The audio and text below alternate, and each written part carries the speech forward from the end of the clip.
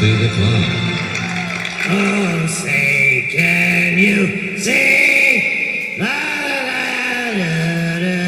light? What's a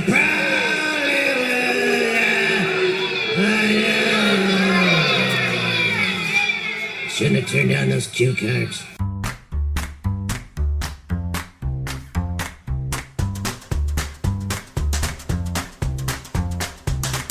Quiet, numbskulls, I'm broadcasting.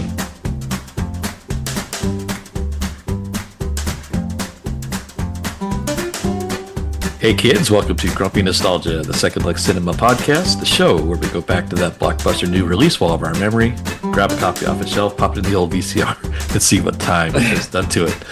I'm Justin, that's Mike. Moonlight Graham. And together we're here to help you navigate all the landmines littered down memory lane. So Mike, we're going to stick around the fantasy genre. One more go. Fantasy. Sci-fi fantasy seems to be our big one lately, but we're gonna transgress into a new form, a new genre, and this is going to be the sports fantasy, Mike, if that's even a thing. Yeah. It's baseball season here in the U.S., and what better way to celebrate that than talk about a baseball movie? So we're going to explore Field of Dreams. Yes, 1988, because we can't get enough of Kevin Costner for some reason, among others. I'll come to praise Costner, not bury him. Okay, good. So baseball is an interesting topic. It's fallen to the wayside. What generations sound familiar, Mike? We talk about this thing quite a bit. Baseball is not as popular as it was in the United States. I mean, it still gets its draw at the attendance. It still gets good TV contracts, but it's not the national pastime. You could call it like it was back when we were kids, Mike. I think football is kind of taken over. American football. Yeah, as far as like, if you're just going to say a national sport, baseball is not the national pastime. Yeah, and even the pastime element, I think, is funny because now they complain. They did like a bunch of rules to make the game go faster. For purists like me that just don't care, it's actually a pastime. You watch this sport, you pass the time. But everything's go. Attention spans are shorter, and they've taken this game and kind of mutated into some watchable version still, Mike. But I'm not going to get all hung up on the purity of baseball because those guys are jerks, and I don't want to be proud. But I'm still passionate about it. This coming from a Cubs fan, guys. Yeah, I'm still very passionate about baseball. I'm hanging on, Mike. But that's about the last major sport, short of soccer, that I follow. Kind of gave up on the other ones, but I remember being impacted by this movie on that level, and then kind of on the rewatch, it hit me on several other levels, Mike, and that's kind of the concept of the show. So having said all that, why don't we just jump in, shall we? Let's do. Play ball, as they say, Mike. Oh, boy. All right, so this was directed by Phil Robinson, who did the movie Sneakers, Sum of All Fears, did a lot of TV, Mike. He also co-authored the screenplay. This is all based off the book by a guy named W.P. Kinsella, based off his novel Shoeless Joe. His budget was $15 million, Mike, and it was released on the early spring, coincide with baseball season releasing. Some of these numbers, I know it's from it's not adjusted to the current day, but some of these numbers I hear for budgets just blow my mind when I do these. I'm like, holy, nothing. Wow. Yeah. But you take that number and generally multiply it by about 7, and that's kind of a rough idea in today's economy, Mike. So there you go. Economy, we're not here just to educate, but also entertain, Mike. April 21st, 1989 was the day this came out. So it's a very famous movie for several reasons. One, I guess, could say also famous because of the cast, Mike. So you want to run us through the lineup? See what I did there, Mike? At first base. No, I'm kidding. Like I said, I didn't bury the lead there. This is a good Kevin Costner movie. We like Kevin Costner now. This is his all right. There was a period of time, yeah. This is pre-Dances with Wolves. This is before he thought he was a demigod or some kind of human deity. This is your all-American, golden boy, natural Kevin Costner, and I have no complaints. In fact, if you watch this movie, and if you knew him as a buddy, this is how I feel like, this is a minor tangent, but like, I feel like the hardest acting some people do is being themselves, which sounds kind of ironic in a way, but you watch this movie and he's so genuine, and it's almost like, oh my God, I really like this guy. You can't. Yeah. There's no flaws about him. He's just kind of an all shucks, pun intended, Yes. kind of good old guy. It's just everything about him is just genuine. He just has this flaw where he's a little, upset with his relationship with his dad, and it's a great, storyline to build on. And there's, he has that kind of that character growth as the movie goes on. So Kevin Costner's your lead, playing Ray Kinsella. And his wife is Amy Madigan. All you need to know about her is she was in Uncle Buck, and she's married to Ed Harris. And she also, if you close your eyes, Justin, and none of our audience will get this, but if you close your eyes, she sounds like Jade or Megan. I can't, both of them, and more like Jade, but her voice, man, is just like your sister. Really? Yeah. I'm going to have to go back and check Just that out. listen to it again. You'll be like, oh, yeah. All right. Well, ironic coming from, she's also close by Illinois, so Iowa kind of There worked. we go. Gabby Hoffman plays the daughter, Karen. She's also in Uncle Buck, and This was her first role. I would guess so. Yeah, she really can eat a hot dog. Ray Liotta, That's not entirely true. That's true. Some of it. We'll get to that here in a minute, guys. Yeah. Hang on. Ray Liotta was in this movie. It's one of those kind of movies where they show like and introducing, and they had Ray Liotta. Wow, okay, yeah, and it was a lot of people's first time seeing him in a movie. Yeah. He was so good as shoeless Joe Jackson in a kind of a pre-Goodfellas role that you can forgive that he doesn't have the Jackson, South Carolina accent, but that's okay. We'll get in that later. Yeah. James Earl Jones. This is rest in peace. He plays Terrence Mann in this movie, who's a kind of a 60s radical who invented the phrase apparently "make love, not war," and now he's this kind of bitter. Years later, becomes a bitter author in Boston who's writing kids' books about how to resolve conflict. Which, if you see the movie, is kind of ironic the way he's introduced. Yeah. And Timothy Busfield is in this movie, and many people won't know who this is. He's married to Melissa Gilbert, so that maybe they'll know who that is. He's more of a TV guy, which if he plays the evil brother-in-law in this movie, and he has he's a real one-note kind of actor in this one. He was in The West Wing, and most famously in 30-somethings. I would argue that Poindexter in Revenge of the Nerds was his iconic role, Mike. I know. No one knows what that is either. So. No. We're really relevant tonight, aren't we? We are. This is 88. Again, it's one of those movies or 89. It's one of those movies you see like, wow, that was 36 years. It's just for us. Hopefully, there's people our age listening to this. Not that there is ancient history to others. You just listen to this and you're like, wow, $15 million budget. Timothy Busfield. You're like, wow, these are some names. Frank Whaley. He was also in Broken Arrow as the nerdy analyst, if you remember that. That's right. But he's a famous side character. He's most known for getting killed while eating a big kahuna burger. Check out the big brain on bread. He shot Jimmy Hoffa. Yeah. He played guitar for the Doors, and he was in a really good movie called Swimming with Sharks, which Oh yeah, great movie. Yeah. A really good like indie kind of movie. You should watch that if you're listening. Spent an entire night locked in a Target with. Oh, that was a bad movie. Career Opportunities? Yeah. He plays in this movie a very young baseball player, and his older version is played by Burt Lancaster, which is interesting because he's I don't know if this was his last movie, but he was a great leading man from the late 50s, early 60s, late mid-60s, all the way into the 70s. Yeah. Most people know from Here to Eternity was probably his iconic role. Is that still the longest kiss in movie history, Mike? I think so, and it should be in the same movie with The Longest Fight. Birdman of Alcatraz, another movie. Awesome. Yeah. And he was in the only Hollywood movie that I know that was filmed at Clemson University of my alma mater was called Midnight Man, and it was starred Burt Lancaster. It was from like the early 70s. So you'll see a lot of glimpses of our campus on there if you ever watch that movie. Very cool. There you go. And speaking of Clemson, that's Joe Jackson was born right nearby there, so there you Yeah, go. in Greenville, right? He lived in the Greenville area, I think. Yeah, he was born in Pickens County. And there's a couple other people I want to also mention, and it was really odd that they're in this movie, but they were couple. There was a lady that was Timothy Busfield's wife that was briefly in the movie. She was in Living Color, which if you ever Yeah. saw that Fox show. And then there was a lady from Seinfeld who was the lady talking about book banning at the school board meeting, and I was like, wow, that lady looks familiar too. So Yeah. more TV people, TV people. Uh-huh. just kind of mixed in there.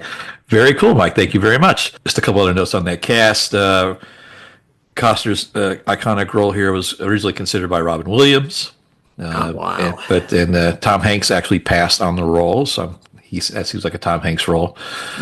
James Earl Jones was not a baseball fan, and he did not want to take this, but his family urged him to do it, given the weight of the script overall, and he changed his mind. The role of Burt Lancaster was considered by Jimmy Stewart, but he was a little too old. Jimmy Stewart would be a really apropos, Mike, because he was in a lot of those sappy Capra movies, and this movie has a lot of tones and elements of those Capra movies for sure. It's a mystery to this day who did the voice, the "If you build it, he will come" voice. I couldn't pin it down. In the credits, it says the voice bite was itself. But the rumor here is that it was either Costner or Ed Harris. And listening to it several times after I found that out, I don't think it's either one of those two. I think it might have just been some random person.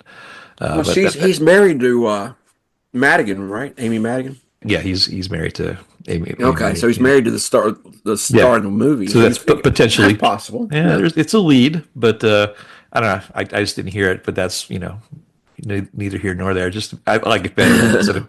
It's a mystery. It's anonymous, I think. Yes. The field that they shot here was actually made. It was plowed over just like it was in the film. Made in over the July 4th weekend by the L.A. Dodgers field crew, and they put some sod down. And because of a historic drought, it didn't take. So they ended up painting all the grass green here, Mike. So movie magic. That field is still there. If you want to go play, you can play from 9 to 6. It's open daily. That's the 28995 Lansing Road in Dyersville, Iowa. So check it out, guys. You can still go there. That's cool. Yeah. So this movie came out in 1989, Mike. There's some other baseball movies in the theaters. You had Major League. That was in the theaters before this came out.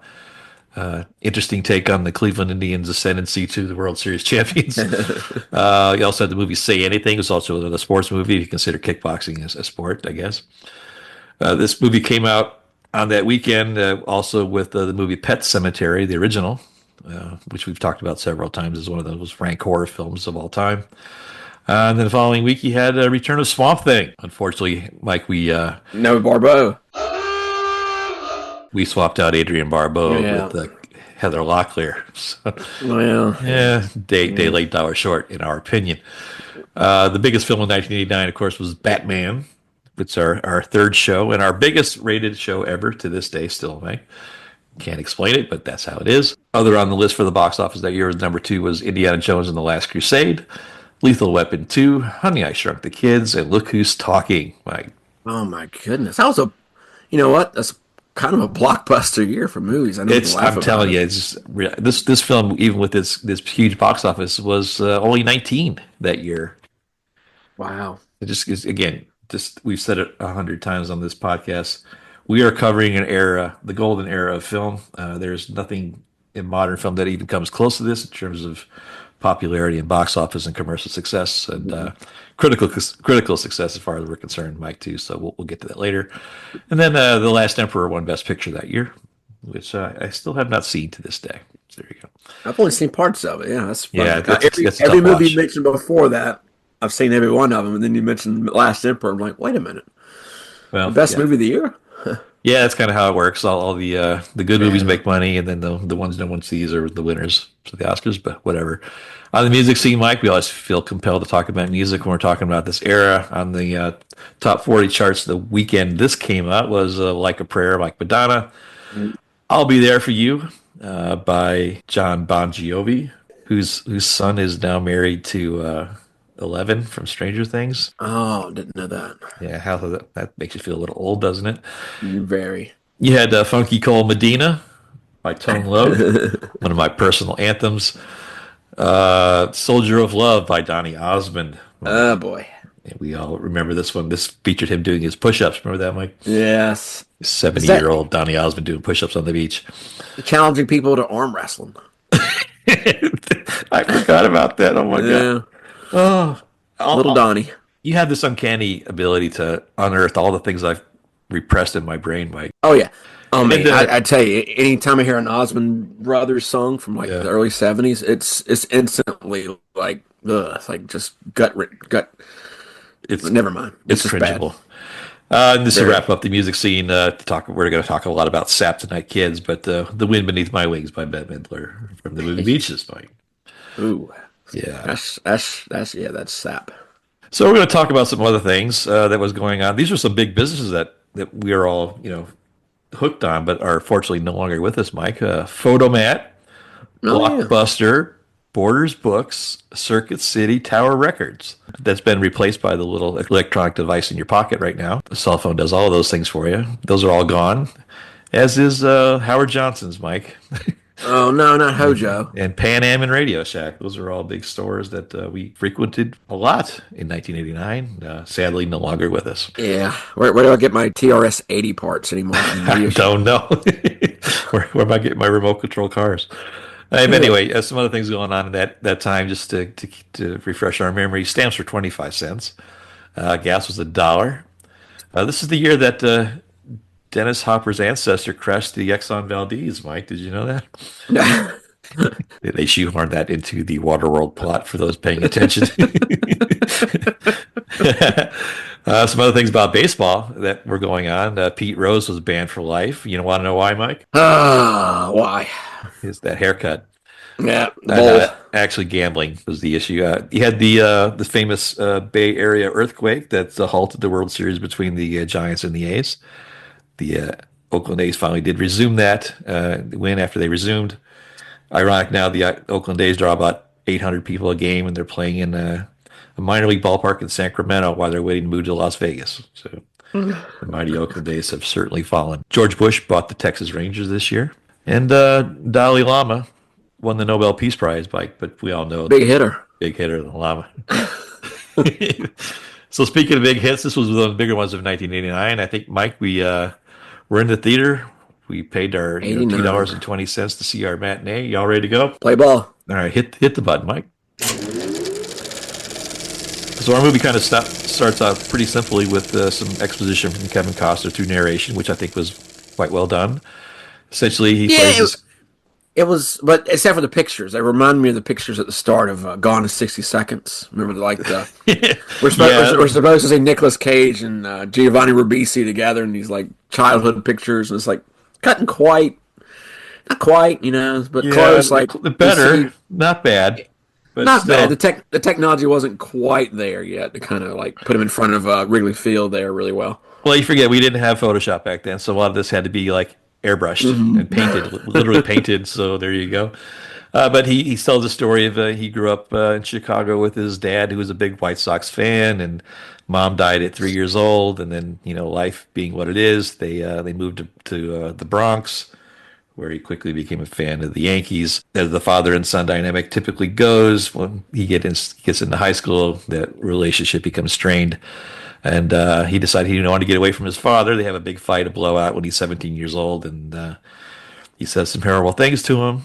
This is all through the exposition. And he didn't see him again. And he ended up going to Berkeley, which, again, in 1974, Mike, I guess you could go to Berkeley on a Bronx salary. But whatever, but he did. And while he's there, he meets Amy Madigan, who plays Annie. They get married.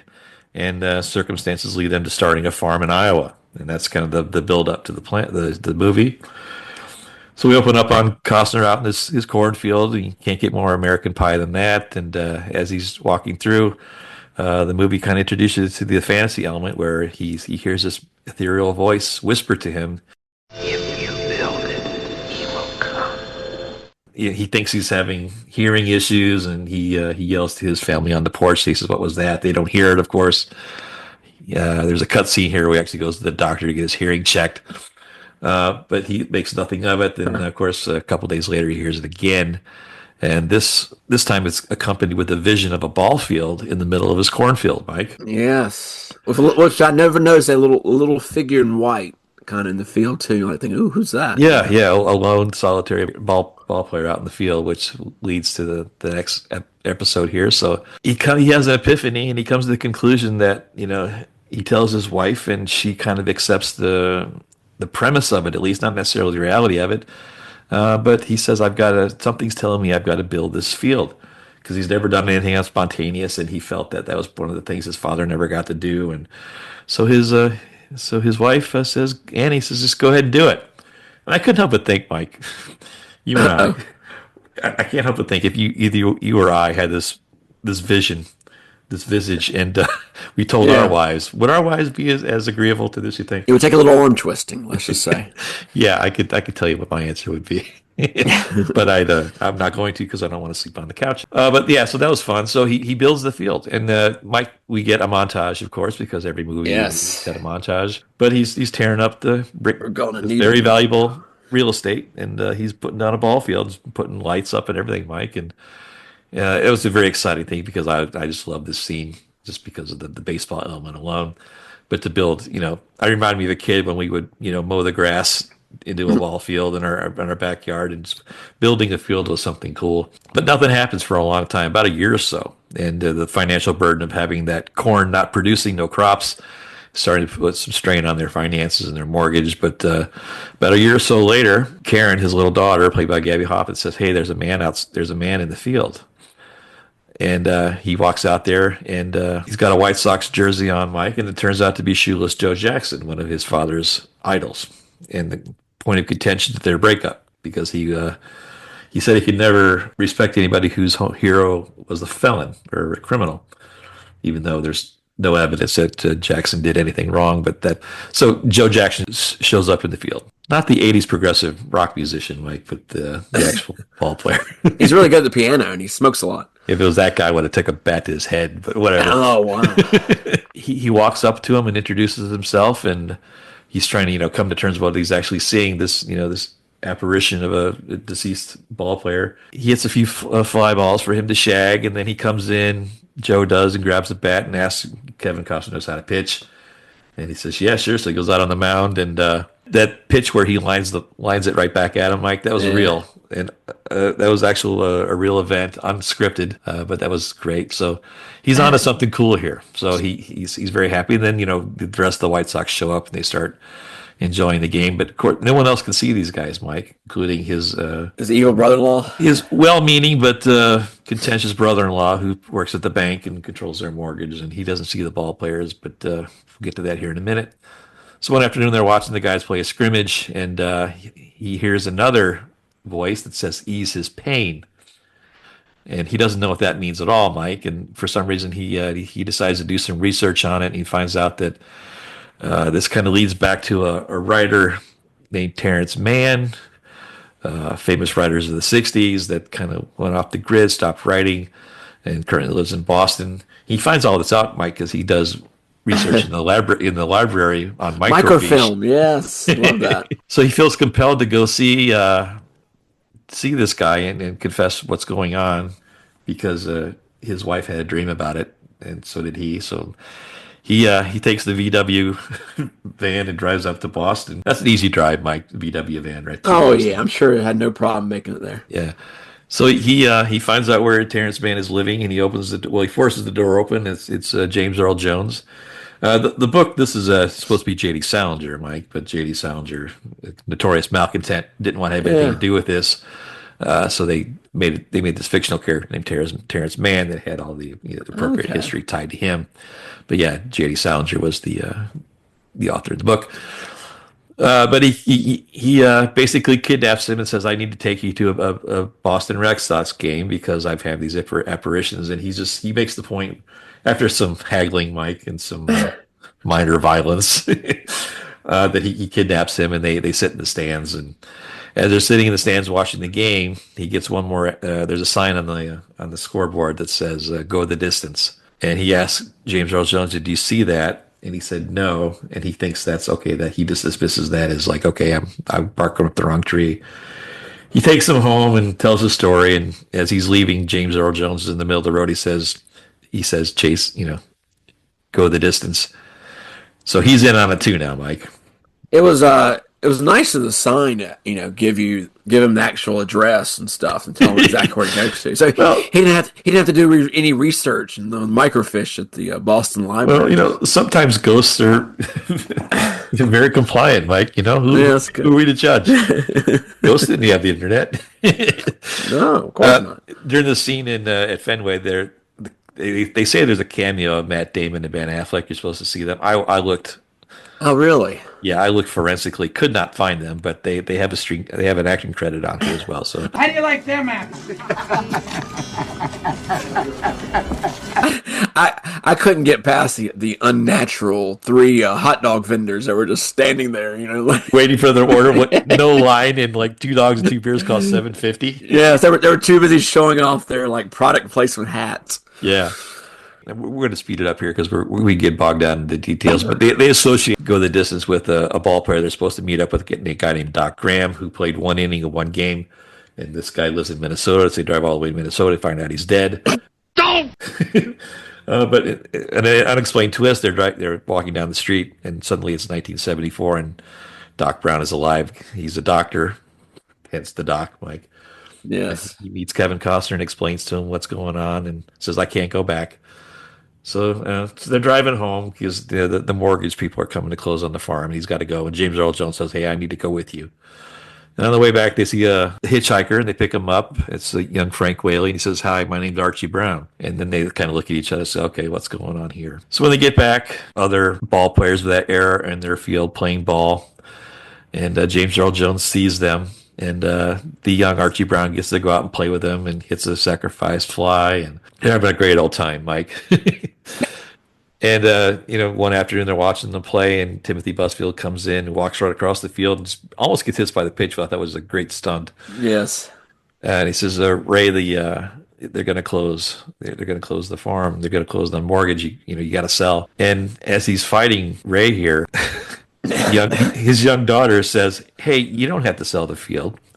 And she has this vision. She says, well, people are going to come see these ball players play, and we can charge them for it. I like the little girl goes straight commercials. You can charge them $20. But, Timothy Busfield says, okay, great, whatever. And then he starts this row, and little Karen falls off the bleachers. She gets motionless, Mike. And of course, is there a doctor in the house? Of course, Mike, right? And Doc Brown walks off the field, and when he walks off the field, he turns into the old version of himself.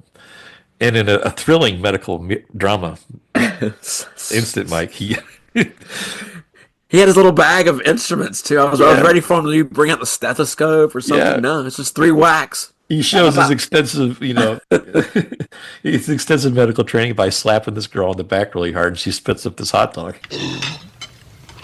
He got it up. Didn't even do the highlight. Just smacks her around. Smacks us right. So as he walks through, he can't go back, right? So he gave up his one shot at baseball because he'd only played 1 inning in his whole life. But he goes back into the cornfield and it disappears. And the players are somewhat motivated by that. They say, we're going to wrap it up. We'll see you tomorrow, right? And then James Earl Jones gives this soliloquy to reinforcing, Karen's vision of people coming. And I don't know. For as gnarly and as grumpy as I am, I still get a soft spot for this monologue he has about baseball. It is overwhelmingly sappy and sentimental, but it's just a well-written piece. Very powerful. It's very Spielbergy, and you have like all the baseball players stop instantly what they're doing and start walking towards him and like are listening to every word he's saying. Yeah, and they're in the middle of the corn. He's saying that, and he's saying, and the James Horner music is like swelling in the background, like, oh, here we go. Yeah, he says, America has progressed like a freight train, but the one constant has been baseball, and that just resonates to me, and I can't let that go. So after all this magic has happened, Timothy says, "Where did all these ball players come from?" And that's kind of like the last thing. they've opened this whole gift to the world, and as the sun starts to fall, Ray Liotta, as Joe Jackson says, "Hey, I'll see you later." As he's walking away, Costner looks over at a catcher bagging up his gear, and he realizes that is his father, right? So he gets reunited with his father, and at the end they have a catch together, Mike, and They have a catch. they have a catch, and that's the ease his pain part, I guess. And again, if you're a father to a son, you know what this means. And if you ever know anything about baseball, you know what this means. And as they're playing catch, the camera pulls back and you see thousands of cars driving to this ball field. And They have no idea why they're drawn there. They have no idea. Yeah. But there you go. And that's the end of this wonderful little sports fantasy, Mike. And I'm crying my eyes out. So there you go. Yeah, I got to say, after all those years, I still watch it and I still get a tear. Yeah. So let's get to that here in a little bit. But first, let's talk about awards and accolades. So this got 3 Oscar nominations, one for Best Picture, but Driving Miss Daisy won. I'm trying to drive you to the stove. One for Adapted Screenplay. Driving Miss Daisy got that as well. One I'm trying to drive you to the stove. for the score, but Little Mermaid got that, Mike, for all those memorable songs from The Little Mermaid. Yeah. The baseball park is still there. It's still a tourist stop, as we mentioned earlier before. The Major League Baseball has captured in on that nostalgia by implementing what they call the Field of Dream games, where they've had I think the inaugural one was right after the COVID year, where the White Sox played the Yankees, and the White Sox had a home run at the bottom of the ninth to win the game. Played in the middle of a cornfield. Costner was the MC for that. He came out of the cornfield for that game and introduced the ball players. So can't get more sappy than that. They followed up a couple years later with the Cubs playing the Reds, and huge ratings win. Just a spectacle for people that really love the purity of the sport. So that was something they're still doing. In 2017, they got entered into the National Film Registry, which we have agreed is kind of a big deal. There was supposed to be a 2021 series on the Peacock network with Chris Pratt signed. Oh, no. But it was scrapped because they couldn't figure out how to make it without spending $15 million in editing. And that is a documented figure, not me. I was going to say, not exaggerating. Thinking, TV episodes now cost the price of this movie. But I'm kind of glad that this legacy hasn't been stained by a stupid show on Peacock. So there you go. But just a solid movie all around, Mike. So let's put it through our Grumpy Meter real quick. This is the premise of our podcast, where we go back and watch the movies we reviewed as young film fans and watch them again as grumpy old jerks to see how our perceptions have changed one way or the other. So, Mike, why don't you run through the meter, explain your first watch, and then your reaction on your most recent watch for this show. Loved it. I remember watching it in the theater with, my girlfriend at the time, Lydia, and loved the movie. I mean, I was a huge Atlanta Braves fan and just loved baseball. I think anybody who loves the idea of baseball and knows any kind of history, and most baseball fans know their history, know their stats, just like you said, the montage when he's building the field and he's telling his daughter all these stats. It's like, that's really cool. That was one of the coolest parts of the movie, just going through like the hard fact, the hard nosed like numbers of baseball. Yeah. Fun fact, W.B. Kinsella, the author of the She Was Joe book, was a scout for the Atlanta Braves. There you go. Yeah. See? And but yeah, just that I love the idea. This it's one of those movies too. You can't really. There's no visual flaws to it. It's a very tight, well written screenplay. There's not a lot of like time in the movie where like, what is this for? Why was he doing this? There's no plot. Like even the part where you said they cut out him getting a hearing test. It's like I'm kind of glad every scene meant something. It was very tight. Yeah, you're right. Exactly. And, just that kind of, just like I said, of even the Costner character itself, you're following this, you're questioning why. And you're not like even thinking about the religious aspect of like, wow, is that the voice of God? Is he hearing what the heck is going on? And wow, they seem kind of unaffected for actually seeing ghosts, on their field. I mean, that didn't seem to bother them too much, which is kind of weird. But you ignore that while you're watching because it's just literally for, the baseball aspect is so interesting. There's it's the perfect mix of just humor and drama. It does come off a little sappy. This is where this is the future me or the present me watching it now, and again, I'm so like cynical when I watch this. Because the premise is they're gonna, the ticking clock in this movie is they're gonna lose their farm. They're gonna lose their farm. And I did a little research. I don't usually do research for this, but I looked up the average size of an Iowa farm field of corn in 1989 was 350 acres. A baseball field is at the most about 3 acres. And so I'm thinking to myself, they'd lose 3 acres. Is that going to kill them financially? They're in financial ruin. Guys, the whole town is like laughing at them for making a ball field. It's like, dude, that's like 1% of their crop. Even by their math, that's like $9,000. Yeah, it's like, how is this going to, I know they had to have that in there, but like I said, the 54-year-old me who doesn't like baseball quite as much as I did back in '89, watching this is thinking, okay, they could build a field and, Yeah. no problem. But yeah, I just that, and other than that, I like I said, I had that tear in my eye again. Like I said, we both don't have our fathers with us anymore, so it's kind of that, it's more sentimental to us. Yeah. For watching that, and I still have like my dad's baseball glove from the '40s, which almost looks like a work glove. Have you ever seen a glove from back then? It just looks like literally like a work glove. Yeah, and I still have that, and it means something to me to kind of think about the past. But yeah, I have no other negative comments about it. It was just a good movie. Yeah, so I'm kind of the same. Like, of course, when I saw this the first time, and like I saw it like. I didn't see it in the theater, but I saw it shortly after its video release, and I loved it because I thought it was a super baseball game. I'm a baseball movie. I'm a baseball fan, so yeah.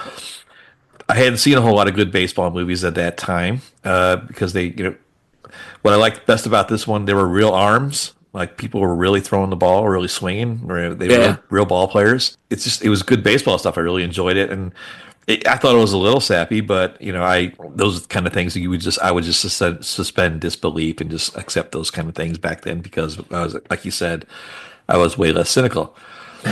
You mentioned the thing about our fathers, so I had not seen this film intentionally because we both, like you said, we both lost our fathers, criminally early in our lives, and after I kind of avoided this movie because I didn't want to put myself emotionally in that spot where I would have to confront this, So I was kind of skeptical about doing this, kind of hesitant about reading this movie, but I thought I wanted to go through it and see it. But after you have that experience of losing your father, this movie means a little bit more. Obviously, given this romantic relationship I have with baseball, I always knew that part would come through. But I was curious about how I would handle it, and I was fine, But it was one of the things. It made me understand why the emotional resonance that this thing was supposed to pull out. Because we didn't have a contentious relationship with our fathers, but you always think you always wish for more. You always wish there was something left you could do, and to have that shot even in a fantasy, what you wouldn't do to one more time with your dad. So it's one of those things you struggle with. You think you're never going to be able to do it emotionally, but that's what. Again, this is grumpy nostalgia, but we're going to take a 5-second break. This is what I think movies are. They're so magical, and the things that these movies can do for you is. They allow you to have this conversation for even, They connect with so many people. Yeah.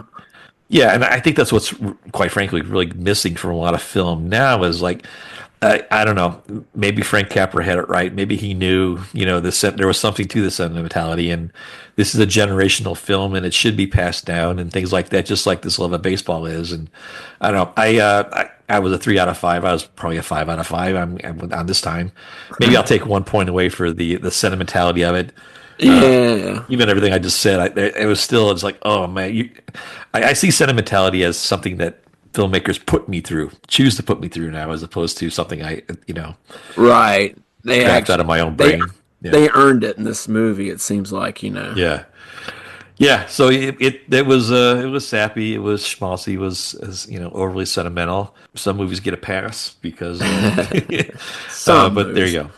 So speaking of that, so that got me and Mike thinking. So for this week's installment of You Just Made the List, Pal.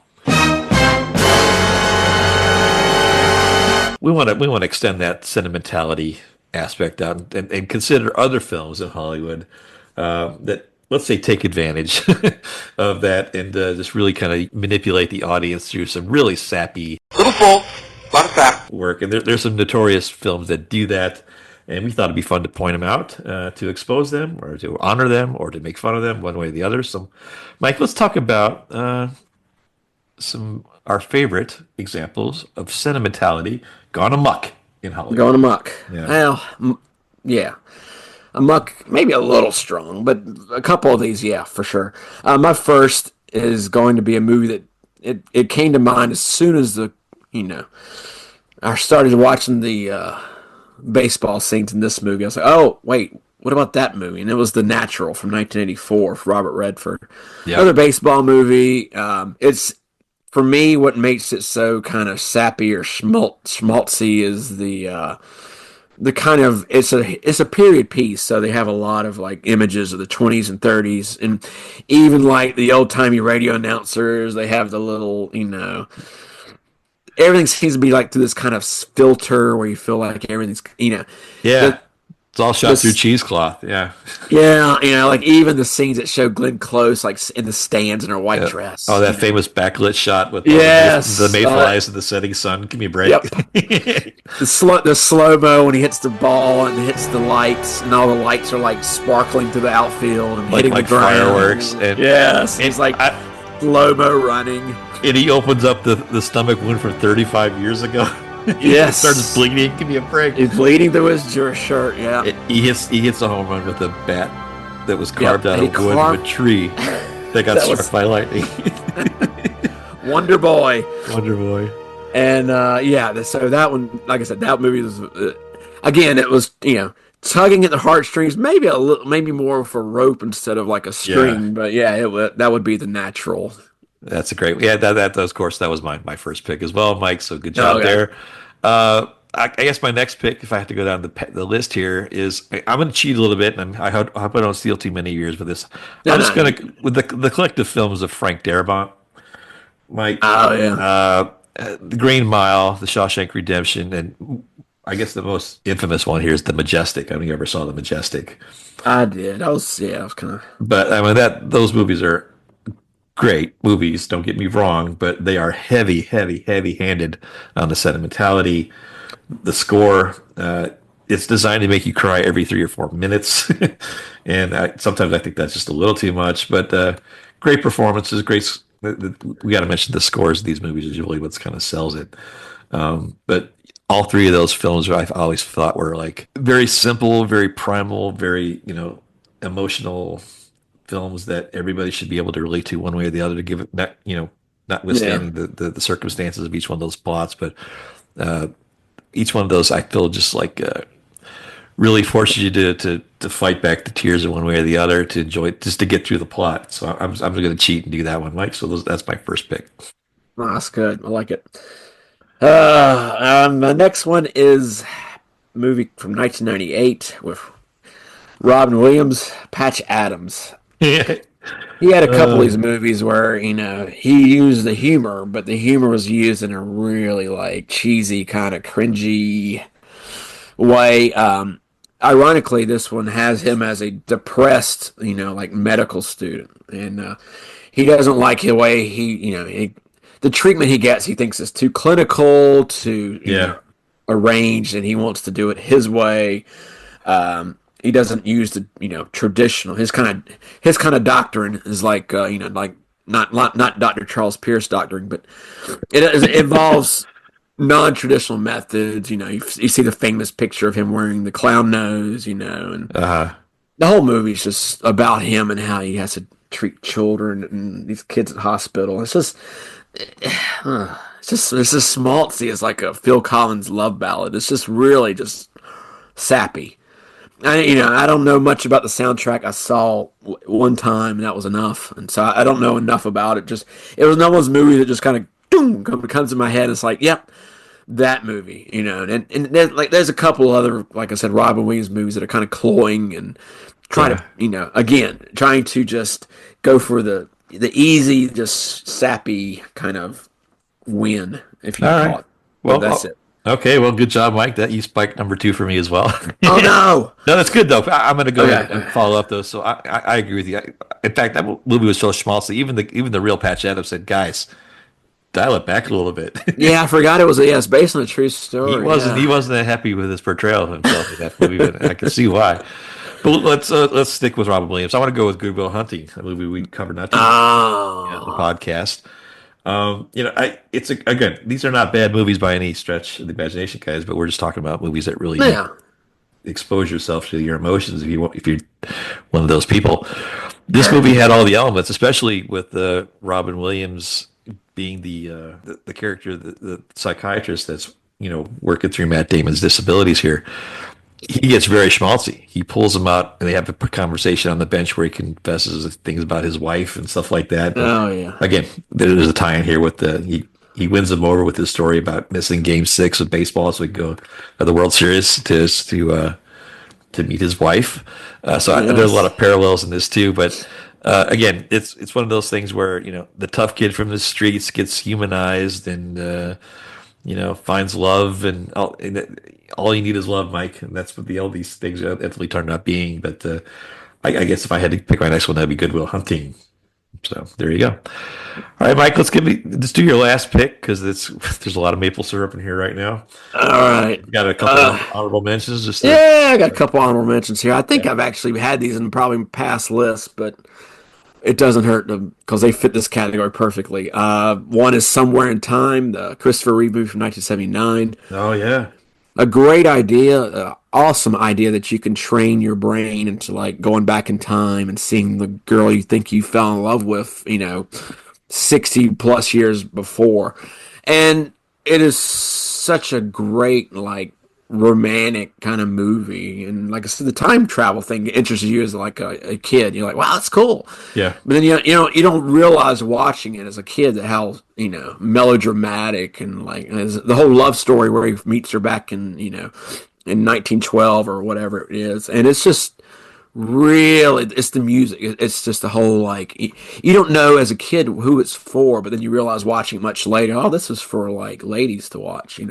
yeah. Very sappy, but and of course it has a very very sappy ending. But anyway, should I give away the ending? Yeah, Christopher Reeve dies, but he meets his girlfriend in heaven, and they're walking away.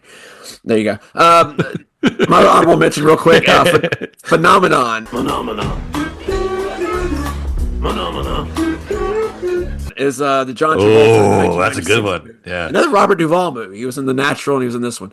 Yeah. Anyway, very, again, a great, almost fantasy kind of sci-fi idea, which, he has a tumor in his brain that allows him to basically do anything. He's almost like superhuman. He can read everybody's thoughts. He knows everything and instantly learn languages and all this. right. And he helps all these people's lives in this small town. And, by the end of it, he passes away from the tumor, and everybody like says how great a guy he was at the end. So there you go. Yeah. But my third pick it's the third in the trilogy of Kevin Costner baseball movies is For Love of the Game. Oh, it's his fifth and final baseball movie, I think. Was it 5? Yeah, I knew Bill. I kind of go by Bull Durham, Field of Dreams in this one. Yeah, But like you see 3 totally different Kevin Costners. You see the kind of wild Susan Sarandon loving Kevin Costner and Yep. Bull Durham, and then you see Field of Dreams where he's just the everyman. For Love of the Game, he's more of like the almost like the postman kind of Kevin Costner, where he's like really good at his job, he knows it, but he also has some demons. You're watching, asking yourself, is this a sports movie or is this a romantic drama? Who knows? Who cares? I mean, it's an interesting baseball movie, and you want to watch it for that. But he keeps having these flashbacks as this game is going. He's still in the perfect game. I think he's playing for like the Detroit Tigers. And he's having this great game, but he keeps going back to thinking about, I think, Kelly Preston and his girlfriend, and they might break up at the end of this game, but he's not sure, and he thinks about how great she is, and it's like, of course, it has a good happy, sappy ending. And Okay. Sam Raimi, why? I don't know. That's weird, dude. All right, that's a very comprehensive list, Mike. Thank you very much. I have a couple honorable mentions too. Forrest Gump, I think you got to throw that one. Any kind of Robert Zemeckis one, you could throw Castaway in there too. Just about anyone he did there. I mean, they fall into that mix. And I guess for my final pick, I'm gonna talk about a comparable situation. I'm gonna talk about The Color Purple. Ooh. From Steven Spielberg. Again, great movie. Did not win. Got nominated for 14 Oscars, won none of them. But it lays heavy on the sentimentality. And of course, I'm given the story, the plot. It has to, of course. If you know it's not pleasant subject matter they're talking about here, and it's really the triumph of the human spirit, coming through. But the last 20 minutes of that movie are just kind of like making everything right, and it challenges even the most gruff film goers to actually have to feel something at some point. Yeah. So that's a tough one to get through. But then I started to reconsider Spielberg. You could make the case that just about every one of his movies. Yeah, I was very sentimental. E.T. was that way for me. Yeah. We talked about those infamous shots of people looking, Mike, looking off into the, Yes. Those are inherently shots of people's emotion, right? And he likes to capture those things. He's made a career, very successful one, of capturing people's, core emotions just through something as simple as a tracking shot where they stare off into the camera.